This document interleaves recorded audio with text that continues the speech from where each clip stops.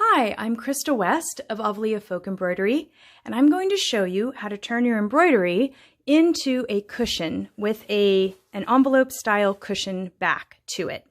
This is one of the easiest ways to turn an embroidery into a cushion because there's no Velcro, no snaps, nothing to snag on the delicate embroidery.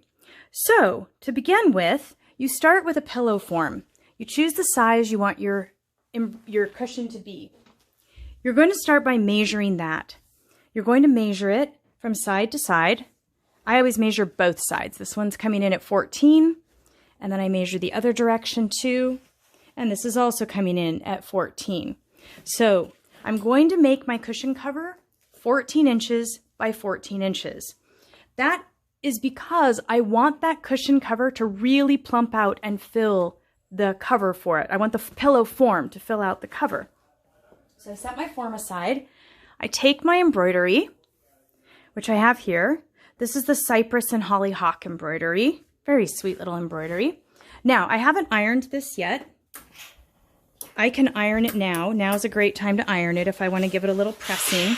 We'll also press it again at the end. But what I'm going to do is trim this embroidery to 14 by 14 inches because my pillow form is 14 by 14 inches. If your pillow form were 16 by 16 inches, you'd trim your embroidery to 16 by 16 inches. If your pillow form were 18 by 18 inches, you'd trim your embroidery to 18 by 18 inches, and so on.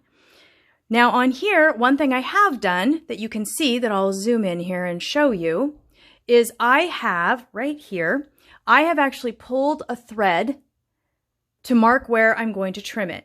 So let me show you that now. I'm going to now trim that. The reason you pull a thread is so that you get a really, really even cutting line on your embroidery. And I'm going to do that on both sides. I've already done it on the top and bottom. We're going to do that right there. Okay.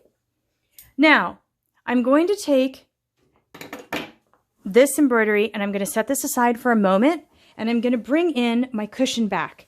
Now, here I am using one of the cushion back kits that we sell on the Avlea website. They come just like this. They come already with the sides pre-hemmed on both sides, and then they come sewn together at the bottom and the top. So all you have to do is take your embroidery, lay it face down, and center it. I center it side to side. Top to bottom doesn't really matter as much, but side to side is where you want to be concerned about that. And then I'm now going to trim my embroidery. You can put a few pins in. It doesn't hurt to put some pins in just to kind of keep things stable and steady. You can put a pin in if you want. But with everything flat and smooth, you're now going to trim that cushion cover to the same dimensions as your embroidery. Now, as soon as you've trimmed off that bottom part that was basted in place, then I definitely would recommend that you put some pins in here. I'm just going to put one because this is a small one. And then I'm going to pull it to the top and I'm going to trim the top. Okay, like that.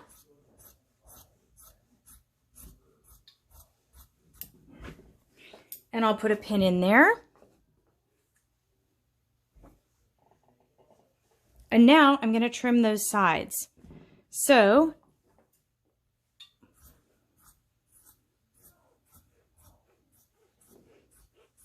like that, and like this. The cushion backing kits on the website come, they're 18 by 8, they're designed for up to an 18 by 18 inch pillow form. Now that we have it looking like this, and we can throw maybe a couple more pins in here, that never hurts.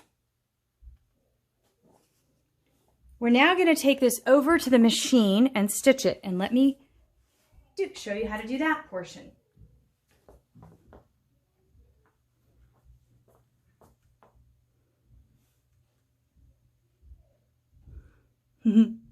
Takes me a minute to position the camera so I can still access my machine.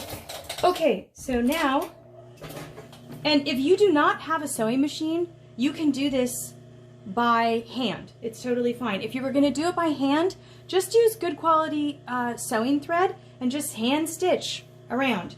Now here I am using a 1/2 inch seam allowance. So I'm going to start stitching and I'm going to stitch the entire perimeter.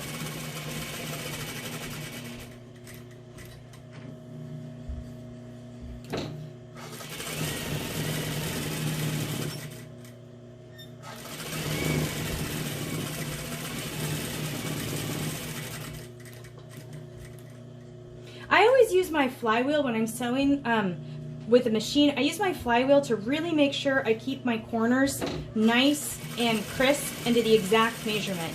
That's another little trick for sewing pillows.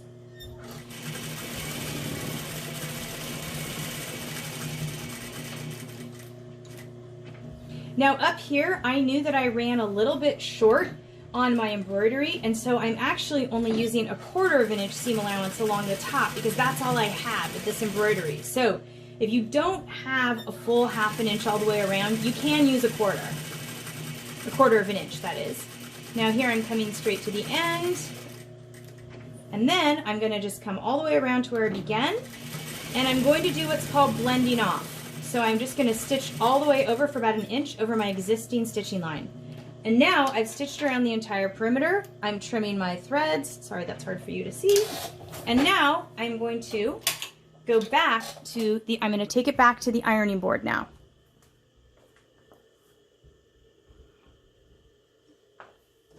And here, what I'm going to do is, if we just left it like this and turned it inside out, the problem we'd have is that the corners wouldn't look crisp. So we need to reduce bulk at the corners. Now, with embroidery fabrics, you need to be careful not to reduce the bulk too much because they tend to be more prone to fraying. So here, I'm going to show you, I'm going to basically come in and do this like this. And I'm going to kind of like trim out some of the bulk like that, so that my corner now looks like this. If you can see that. There we go. Like that. Okay, I'm going to do that on all 4 corners.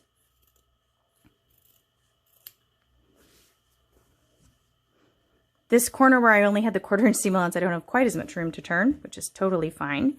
And I'm going to trim out. And again, not too close to the corner on these hand embroidered fabrics. Now that I have that done, I'm going to simply turn my pillowcase over, and I'm going to turn it inside out. Oops, there's where that other one went to. So here we go. We're going to, and when I do this, I tend to smoosh up the corners and put my finger in there like that, and then kind of gently push against it. I will get in there a little tighter in a minute with a chopstick and show you that. So I'm turning this all the way inside out. Here we go. Okay, there we go. Whoops, did I not get it? Okay, I missed a corner. No, I did. Okay, sometimes it's hard. It always feels like a little puzzle here. Okay, now I've got this like this. I'm going to give it a few thwonks. You saw me do that. And it looks like this, but you can see my corners are messy. So I'm now going to take a chopstick or a bamboo turner. For those of you who have a bamboo turner, they look like this. So one of these 2 tools, but a lot of people just happen to have a chopstick lying around, so those work great.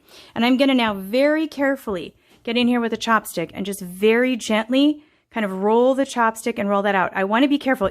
With bulkier counted thread fabrics like linen and our traditional ground cloth, you're not going to get a super duper crisp edge, but you'll get close enough. Just because there's so much bulk and you really do not, and I'm pushing very gently here, very, very gently. And then I'm going to get in around the other side, the other corners. Sometimes you have to kind of pull the envelope backing out of the way to do this. And I'm going to just very gently push those corners out. Oh, that one turned really nicely. And then this one, I'm going to, oh, now this one hardly turned at all. So I'm just using that. Okay, there we go. That's really nice and sharp. There we go.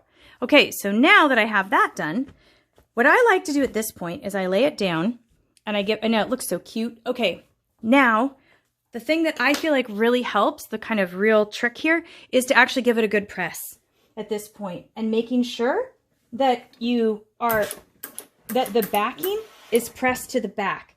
So in other words, you're not bringing this fabric to the front where you can see it. So to do that, I always turn it corner by corner like that. You don't want it to look like this.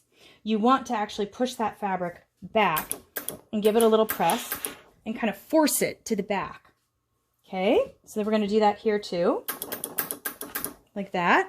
Do that on all 4 sides. Now I'm using my professional steam iron, but just a regular home iron does great for this. I just happen to have a professional steam iron. And I'm going to give my embroidery a nice little press here and just kind of let it sit there for a second and be nice and kind of let it set. And now, last step, I'm going to put my pillow form in. So this part can be a little tricky because these envelope backings are meant to fit very snugly.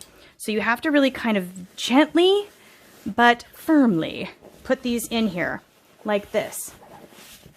And this part, like I say, can be a little tricky. You kind of have to push a lot of the pillow form into that corner. Whoop. Yeah, this one's actually pretty tight. And you're just going to keep working that in gently until you get it in there. And again, be gentle and firm here, because this is going to, it's going to take a little bit of doing. When the envelope overlaps enough to fit snugly, it makes it a little tough to get the pillow form in. But once you get it in, it'll work. You'll see what we've got going on here in a minute. Okay, there we go. Now we've got our pillow form in. Now what I like to do, now it still is not laying as flat as I'd like. So you get in there with your fingers and really get those corners into the corners. You'll feel them that the corners aren't all in the corners. So you have to kind of really pull those corners into the corners, both sides. There you go. This one I can tell the corner isn't quite all the way in, so I'm really getting my hand in there and pulling that corner in, really getting that pillow situated in there. Okay, there we go. Now, the other trick is to take it and thwonk it really hard. You want to actually really thwonk it. In fact, sometimes what I do is I just take it against my sewing machine and I just really thwonk it, okay? You really, we're talking a big thwonk like that, because what happens is that sets the pillow form in the pillow. And there we have our oh so sweet pillow form. We've turned our embroidery into a sweet little pillow that we can give as a gift or use around our house. Now, if you want to see more variations, you can check out my floss tube on lots of different pillow variations. Thank you for joining me. Happy stitching.